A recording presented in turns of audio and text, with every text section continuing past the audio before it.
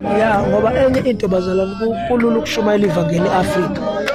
So uNkulunkulu akafuni amasiko nezikhubo zokugqoka nayo yonke lemikhuba.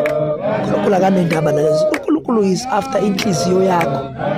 uNkulunkulu is after ukulimala nokuhuzuka kwakho.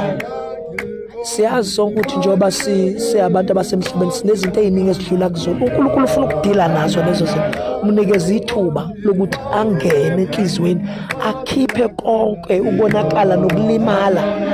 Lento eshiwa ama-psychologists mase efuna ukufaka amaphilisi okugula ngekhanda athi ingqondo yakho yalimazwa kakhulu sokudinga ukuthi uxinwe ngamaphilisi. Iyona isolution abanayo le. But mangase uyithatha ingqondo yakho uyinikeze uNkulunkulu. uNkulunkulu le ngqondo yami ngiyibeke ezandleni zakho. Angiseze ukuyifaka lutho. Ngizoyiyekela ukuthi idle izwi lakho. So into enjalo bazalwane. Ukuhlala kuyo uJesu ayishintshe impilo yakho. Akwenze ugcine nawe umbona ukuthi ngempela ungena kuona wonke amakamera empilo yakho. uNkulunkulu akanankinga nendlela abantu isiko impilo uNkulunkulu akanendaba nalo. Kodwa njengomfana menentombi unankinga uma intombi yakho inabangani babafana abangani bakhe vele. Kodwa uma sebeqala bedevelopa i-intimacy, deeper intimacy, kuyaqala ke manje kube khona inkinga ukuthi awu ngathi ngithandana nawe wathandana nabanye. Yabo? So nakaNkulunkulu kunjalo. Akanankinga uNkulunkulu nemikhuba nalezi zinto abantu abazenzayo.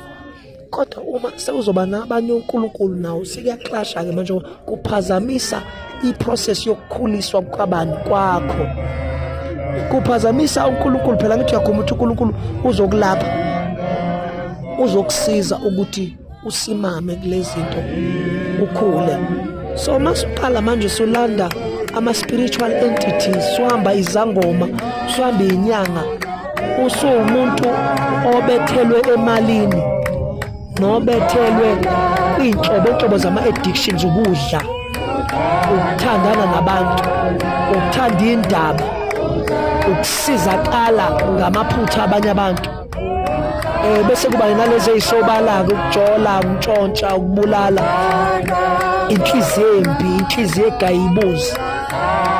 Yonke leyo nto leyo uNkulunkulu okusizayo ukuthi uyinqobe. Uma uzogijima nabanye uNkulunkulu bazosebenzisa yona leyo nto leyo ukwenza ugcine usuwumbulali. Process yakho.